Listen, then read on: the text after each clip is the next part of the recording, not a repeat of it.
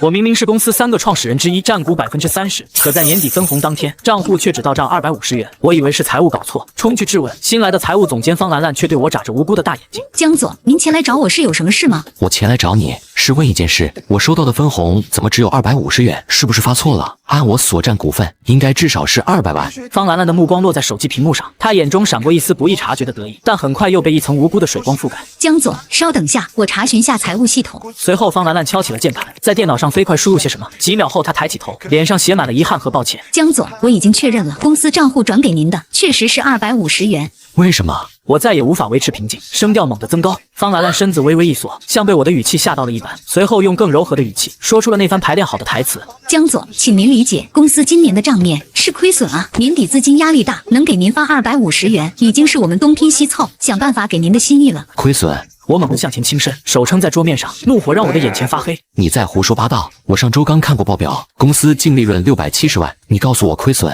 方兰兰的脸色白了一下，立刻伸手从抽屉里拿出了一份文件，但那份文件封皮上明明写着的是 Q3 内部运营报告，而非年终财务报表。随后他将文件紧紧按在桌面上，没有给我丝毫查看的机会，眼神里的无辜彻底变成了冷漠。江总，您是技术出身，可能不太了解财务上的口径。随后他停顿了一下，语气变得更加冰冷疏离。而且陈总在给我们开会时特意强调了，您作为技术合伙人，本来就是拿期权的，不该参与分红。他话完，我突然意识到，这250元不是一个错误，而是一场刻意的羞辱。我的呼吸猛地变得粗重起来，心脏开始不规律的搏动。陈卓在哪里？陈总正在办公室呢，你有什么问题可以去问陈总，毕竟他是 CEO 嘛。我没再多看他一眼，转身冲出了办公室。我关门时，清晰的听到他拨通内线，用一种兴奋压抑不住的语气对着电话那头说：搞定了陈总，他去找你了。我几乎是跑着冲到了陈卓的办公室门口，方兰兰的声音在我身后响起，尖锐而急促：江总，你冷静，陈总在忙。他显然是赶来阻止我，我没有理会他，直接推开了门。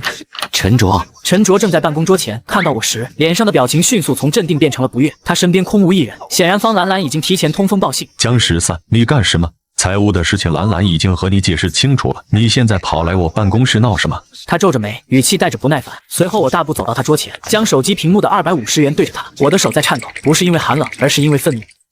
他解释说公司亏损，他解释说我不该拿分红。陈卓，我们3年兄弟一起打拼，公司报表净利润670万，我应得200万，你现在给我250块，你敢看着我的眼睛告诉我这不是侵吞？陈卓猛地站起来，脸色一阵红一阵白，显然被我直接的指控激怒。江13，你少胡说八道。随后他压低声音，眼里却带着一种被戳穿的慌乱，很快又用傲慢掩盖。你拿出报表了是吧？报表上的数字是给投资人看的，你真以为那670万是现金？应收账款收不回来，下季度研发投入、市场推广费用，我这个 CEO 难道不用为公司的未来考虑吗？为公司未来考虑，就是把我200万的分红变成250块，难道有问题吗？江13，创业这些年是谁在外面谈客户、喝酒应酬？你躲在办公室写代码，凭什么拿和我一样的分红？你技术做得好，但那只是一个工具，你只配拿你那份期权，拿你那点技术工资。他的每一个字都像一把尖刀插进了我的心口，我所有的付出，所有的信任，在他眼里不过是可笑的工具。方兰兰这时也跟了进来，她站在门口，看着眼前的闹剧，嘴角带着一丝胜利的弧度。江13，250块还嫌少，有本事你出去自己接单了。陈卓一拍桌子，声音里充满了羞辱和不屑。我出去接单？你知不知道我父亲的救命手术押金差18万，银行贷款今天到期必须还款15万，而且我把全部身家都投进公司了，我就等着这笔分红救命。我猛地退后一步，神色悲伤，声音颤抖，带着哭腔道。陈卓的眼神里闪过一丝不自然，但他很快避开了我的目光，换上了更狠毒的表情。那是你自己的事，公司不是慈善机构，你把个人私事带到公司来威胁我。江13，你太幼稚了，我再给你说一遍，250块你爱要不要？现在立刻滚出去！我的脑子嗡的一声，彻底空白。我那颗本就脆弱的心脏再也承受不住这接连的背叛和绝望，一股剧烈的绞痛猛地袭来，我浑身发抖，身体不受控制的弯曲。我伸手想去摸口袋，但剧痛让我使不上力气。陈卓终于意识到不对，脸上闪过一丝慌乱，但他很快又换上那种伪善的焦急。江13，你疯了，你装什么？方兰兰跑上前，但不是来扶我，而是惊慌地躲在了陈卓身后。我努力睁大眼睛，想记住这对狗男女的嘴脸。我看到方兰兰紧紧抓住陈卓的衣角，而陈卓在惊慌之余，却对他投去了一个安抚的眼神，嘴角甚至带着一丝微不可察的松了一口气的弧度。陈卓压低声音，像是怕被谁听到：快叫救护车！随后又对着方兰兰说了一句，声音很轻，却像一把钢刀刺入我耳膜。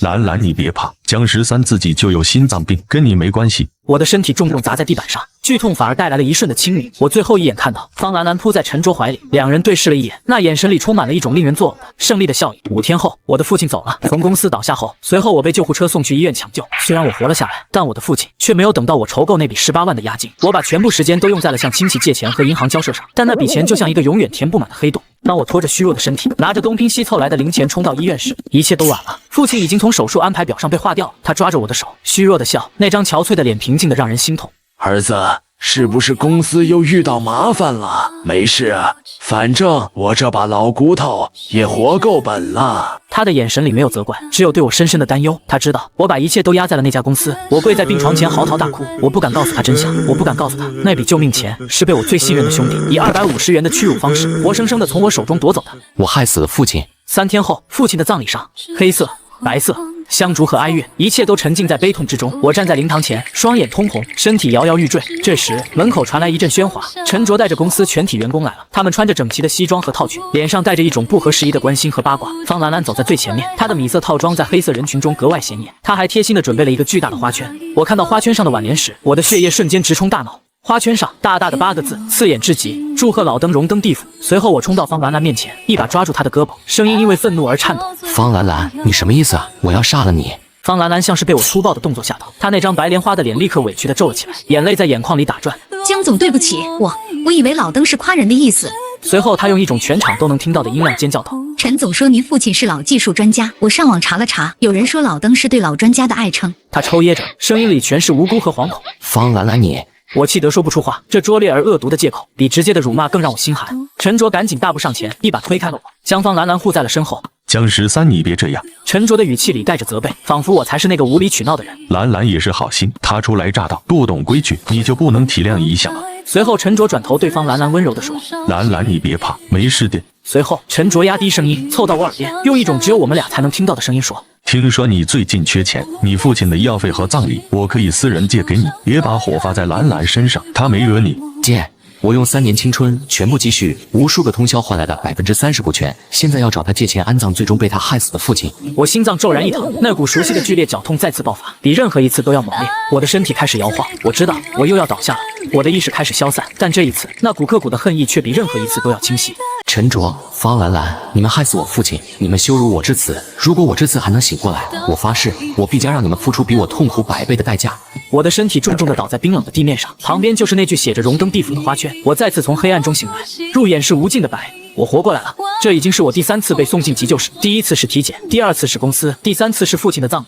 随后我缓缓将手伸向床头柜，摸到了我的手机，屏幕亮起，我手指滑动，看到的第1条消息依然是那条银行到账250元。这串数字是父亲的命，是我的3年青春，是他们将我推进深渊的证据。随后我深吸一口气，开始行动。我要查账。陈卓说我只是个写代码的工具，他说的对，我确实只会写代码，但是他忘了，一个公司的技术合伙人，一个构建了公司所有系统、掌握着最高权限的工具，一旦被激怒，会比任何人都危险。我的指尖在手机屏幕上艰难地敲击着。我首先进入的是公司的内网 VPN， 这是我多年前预留的应急通道，只有最高技术权限和独特的加密密钥才能进入。我避开了方兰兰作为财务总监修改过的权限壁垒，直接通过我设计的技术后门，进入了公司的核心财务数据库。很快，我找到了2份账目，一份是公司对外公布的财务报表，净利润670万；另一份是只有陈卓和方兰兰能访问的内部账本。我的瞳孔骤然收缩。什么？公司真实净利润1200万？随后我强撑着身体坐起来，身体的剧痛让我闷哼了一声。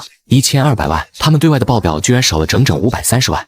我的30%分红原本应该是360万，他们却只给了我250元。我继续往下翻，目标是寻找那笔失踪的530万的去向。找到了，一笔500万的转账，收款人方兰兰，备注分红；另一笔30万，收款人陈卓个人账户，备注年终奖。他们不但侵吞了我的分红，居然还侵吞了其他小股东应得的240万分红。我的手指在颤抖。随后我关闭了财务数据库，立刻转向了公司内部的通讯系统。我调取了陈卓和方兰兰在近3个月内的所有聊天记录，特别是加密的私聊信息。作为系统的创建者，任何加密对我来说都是透明的。很快，我看到了一条对话：江13那个傻瓜还在盯着670万的报表看呢，笑死我了。等他签了文件，你把那500万转走，记住，别让他看出破绽。他只会写代码，不懂财务。放心，他这种人活该被我们玩弄。我们有了这笔钱，可以去。随后我花了5分钟，将2套账目的详细对比、银行转账记录截图、陈卓与方兰兰的聊天记录全部下载备份，存进一个只有我才知道密码的云端加密文件夹，并且重新设置了超级管理员权限。这个权限只有我能激活，它能锁定、清除，甚至修改所有系统的底层代码。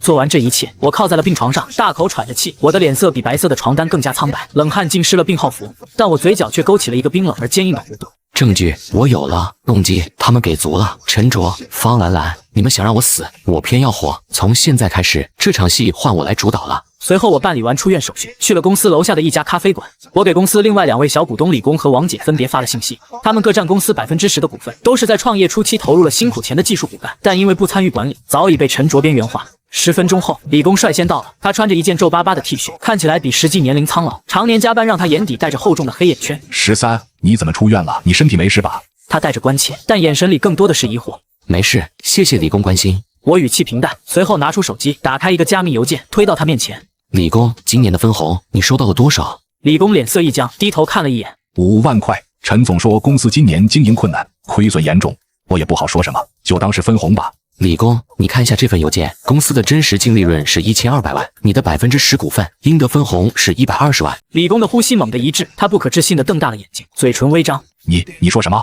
陈卓和方兰兰做了2套账，侵吞了我们所有人的分红，你收到的5万不过是打发叫花子的。而且我手里有2套账的详细对比，以及他们私人账户的转账记录。这不可能吧？陈总的，他做没做？你看看这个。随后我调出陈卓和方兰兰的部分聊天记录，重点截取了关于林北是傻瓜，把钱转走投资的几句话。李工看完后，脸色彻底铁青，他紧紧握着咖啡杯，关节泛白。他妈的，我给他干了3年，他竟然这么黑！他猛地抬头看我，眼神里带着一丝警惕。13，你把这些给我看，是想干什么？很简单，讨回公道。我需要你的支持，李工，你我各占30%和10%，加上王姐的10%，我们拥有公司50%的股份。我们可以联名要求召开临时股东大会，对陈卓和方兰兰进行财务审计和罢免。李工沉默了，眼神里充满了挣扎。他害怕陈卓的权利，但115万的损失足以让他铤而走险。随后，李工猛地拍桌子，声音带着愤怒：“我干120万，那是我的血汗钱，我都听你的。”5分钟后，王姐来了，她穿着一件职业外套，显得干练而谨慎。小江，听说你病了，没事吧？我重复了对李工说的话，但这次我直接给他看了证据。王姐的反应比李工要冷静得多，但她脸色变幻的速度显示出她内心的波涛汹涌。我的天哪，陈卓他怎么能这样？我们当初一起熬过最艰难的时候啊！我看着王姐，语气坚定。王姐，信任已经破裂，现在我们只有2个选择：一，接受这5万块钱，继续被他们欺骗，看着他们侵吞公司资产；二，跟我联手，拿回我们应得的一切，将这对蛀虫清除出去。王姐将手机还给我，深吸了一口气，眼神里已经充满了果断。小江，我相信你。随后她看向李工，李工也点点头。我们听你的，你说怎么办，我们就怎么办。好，我们的第一步是找一个更具分量的盟友。随后我拿起手机，翻出了一个尘封已久的号码，钱明远，他是公司的天使投资人，占股20%。他是一个头发花白但眼神锐利的老者，当初正是看中我的技术和陈卓的营销能力，投了我们100万。现在我们手上已经有50%的股份，但陈卓拥有 CEO 的职权优势，我们需要一个体面、合法且不容置疑的外部力量介入。现在是时候请我们的天使投资人来为公司主持公道了。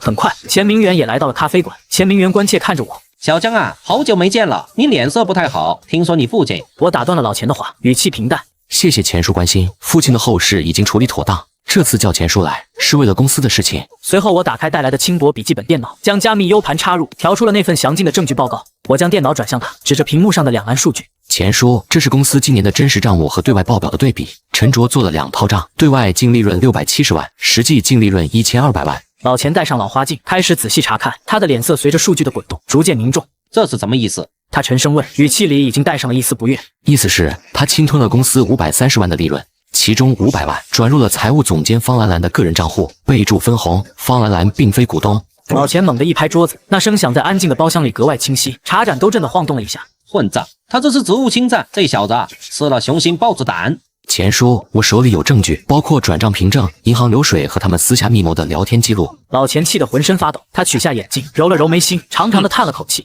我真是看错了陈卓，我投资你们不是为了让你们去搞这种下三滥的把戏。随后他看向我，眼神复杂，带着一丝歉意。你和李工、王姐的分红我都知道了，你那250块简直是羞辱。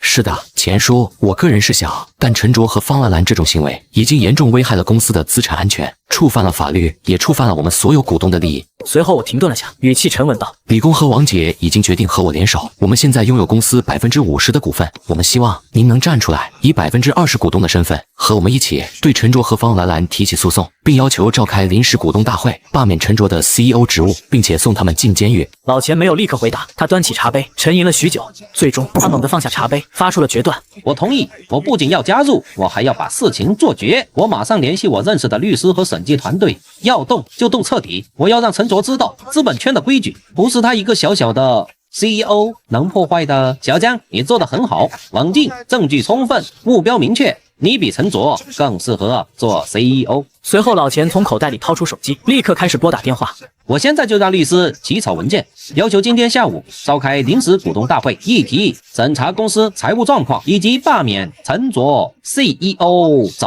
务。我站起身，神情庄重：“谢谢钱叔，我已经加密和锁定了公司所有系统的证据，我会让陈卓连销毁证据的机会都没有。”很快，陈卓打电话给我，我接通了，随即手机传来怒吼：“连北10点，你去找的钱总。”我平静地道：“是，又怎么样？而且我作为股东，有权要求查账，这是公司章程赋予我的权利。”爹，你为了200万要毁了我们创办的公司吗？毁公司的不是我，是你，陈卓，是你做假账，侵吞股东利益，我只是在保护公司资产，保护我应得的。江13，你是不是还对财务系统动了手脚？我故作惊讶回答：“陈总，你在说什么？我这几天一直在处理父亲的后事，我怎么会动公司的系统？”少装蒜！兰兰说她无法修改任何数据，你做了什么？我笑了，笑得很冷。陈总，公司的系统安全是我负责的，也许是你的财务总监能力不足，无法完成你下达的清除证据任务吧。我故意在清除证据这4个字加重语气。如果陈总你非要怀疑我，可以叫外部技术团队来查，但请记住，任何未经授权的操作都将被系统记录，并承担法律责任。还有什么话，在今天下午的股东大会说去吧。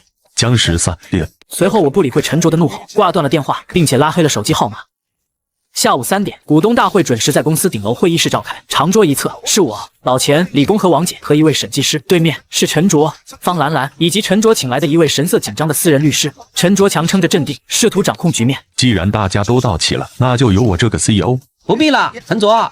老钱沉声打断了他，威严的声音不容置疑。鉴于本次会议的议题是审查财务，由我们聘请的独立法律顾问来主持更为合适。老钱向我点头示意，我面无表情地靠在椅背上，像一个旁观者。老钱的律师打开文件夹，第一句话就直入主题，声音平静，却带着不可抗拒的力量。各位股东，本次会议议题，首先是对公司2024年度的财务报表进行独立审计。随后，律师将一份文件推向陈卓。这是审计团队在过去8小时内对公司银行流水、税务申报及内部技术系统数据进行分析后得出的报告。陈卓颤抖着手接过报告，只看了一眼，额头上就渗出了冷汗。律师继续说道，不给陈卓喘息的机会。报告显示，公司实际净利润为1200万，而非对外公布的670万。这530万的差额，在公司内部系统被称为风险准备金，但实际去向并非公司业务。李工猛地拍了一下桌子，愤怒地站起来：1200万，陈卓，你他妈的！王姐也红了眼眶，愤怒地瞪着陈卓。陈卓的律师急忙开口：反对，这份报告的来源不合规，我们认为数据是被恶意篡改的。老钱冷冷地说：请坐，律师先生，我们有权动用70%的股份，对公司的所有账目进行深度审计。随后我平静地拿起手机，通过会议室的投屏调出了我早已备份好的核心数据。我的声音很低，语气冰冷：陈卓，你和你身边的方总监在过去半年内多次在内部邮件和通讯系统中密谋转移资产，我已经将所有记录提交给律师，而且这里有2笔关键转账记录，一笔500万，收款人是方兰兰，备注分红。请问方总监，我想问一个问题，方兰兰，你作为非股东的财务总监，如何获得500万的分红？方兰兰的脸色瞬间惨白，她全身都在颤抖，紧紧抓住陈卓的衣角。方兰兰语无伦次的辩解：那是陈总让我代持的，是公司业务。我冷笑了一声，声调猛地提高：代持的钱用来全款购买一套480万的房产。方总监，我们已经拿到了你的个人征信记录和房产登记信息，请问你一个年薪60万的财务总监，哪来的钱全款买房？你跟踪我，你侵犯我的隐私。随后方兰兰彻底崩溃，尖叫起来。我冷漠地看着她：这叫证据搜集，请记住，你正在涉嫌职务侵占罪，涉案金额超过500万，后果你自己清楚。陈卓的心理防线彻底崩塌了，他知道技术和法律的双重锁死让他无路可退。他猛地推开方兰兰，站了起来：不是我。他指着方兰兰，神色狰狞，眼中充满了绝望的疯狂。都是他怂恿我做2套账的。他说是为了我们未来的投资，那500万是他先提出来的，他还私下给了我50万回扣。方兰兰不可置信地看着他，泪水和妆容混在一起，狼狈至极。陈卓，你无耻！你忘了你发给我的短信吗？是你说的江13就是个只会写代码的废物，把他的钱拿来用，没人会发现。我看着他们互相狗咬狗，我的心底充满了快意。他们终于互相撕咬，为我提供了最有力的口供。老钱看向律师，后者立刻心领神会。陈卓先生，方兰兰女士，鉴于你们已经公开承认职务侵占和做假账，我们将立刻启动法律程序。同时，根据公司章程，我们现在进行第2项议程，罢免陈卓的 CEO 职务。老钱举手，我同意罢免。李工和王姐几乎是同时举手，我们同意。我们同意。随后我平静地举手，代表30%的股份。陈卓的脸色煞白，他瘫软地坐回椅子上，眼神中充满了怨毒和绝望，但他知道一切都完了。老钱看向我，眼神里带着赞许和期待。江13，在董事会选出新的 CEO 之前，我提议由你担任公司代理 CEO， 即刻接手公司运营，稳定局面。各位股东何有异议？李工和王姐看向我，眼中充满了敬佩和信任，齐声说没有异议。我深吸一口气，站了起来，微笑巡视着全场。我接受。我的声音在会议室里清晰而有力。随后我走到会议桌的首位，俯视着瘫坐的陈卓和哭泣的方兰兰。陈卓、方兰兰，你们会为你们做过的一切付出应有的代价。从现在开始，你们将被限制进入公司，公司的法律团队会跟进后续事宜。我没有再多看他们一眼，转身对老钱说：钱叔，请让律师报警，并启动对所有被侵吞资产的追缴程序。现在我们有很多工作要做。老钱点了点头，示意一旁的律师去打电话报警。很快，2名身穿制服的警官就走进了会议室。谁是报案人？随后，老钱的律师上前递交了审计报告和部分关键证据，包括我截取的聊天记录和转账凭证。警官，我们怀疑陈卓和方兰兰涉嫌职务侵占罪和做假账，涉案金额超过500万。警官的脸色瞬间严肃起来，他们看向陈卓和方兰兰。陈卓已经被彻底击垮，他失魂落魄地坐在椅子上，嘴里喃喃自语着：“不是我，是他，都是他。”方兰兰的哭声停止了，她眼神空洞，似乎已经预见了自己的下场。在众目睽睽之下，警官给陈卓和方兰兰戴上了手铐。请跟我们走一趟，配合调查。方兰兰被带走时，她路过我身边，眼神里充满了怨毒和无边的恐惧。江13，你不得好死！她的声音嘶哑，却仍带着最后的诅咒。我没有理会，只是平静地看着她，眼神里没有任何波澜。随后我开口，声音很轻，却足以让所有人都听到：陈卓、方兰兰，你们会为你所做的一切付出应有的代价。警察带着他们离开了会议室，走廊里很快传来警车远去的警笛声。几周后，法院判决书出来了，陈卓和方兰兰涉嫌职务侵占罪，由于金额数量过大，判处15年有期徒刑，并罚没非法所得。15年，他们用250元的羞辱换来了15年的铁窗生涯，他们侵吞的钱财将全部被罚没。随后，我缓缓将判决书合上，心中没有想象中那种狂喜和欢呼，只有一种深深的如释重负的平静。我从桌面上拿起一个相框，那是父亲生前在小区花园里拍的照片，他穿着一件旧夹克，笑得那么慈祥和满足。我用指尖轻轻抹撒着照片上的他。爸，那250块的屈辱，那句祝贺老灯荣登地府的恶毒，那15万的贷款，那18万的押金，所有的债，我都替你，替我自己讨回来了。我闭上眼睛，眼眶微微湿润。如果能用这15年的判决换回父亲的健康，我愿意放弃一切。但生命逝去，公道也无法挽回。片刻后，我睁开眼，眼神重新变得坚毅而清明。爸，我为你报仇了。随后我站起身，走到落地窗前，城市的灯光在夜幕下璀璨，而我的征途才刚刚开始。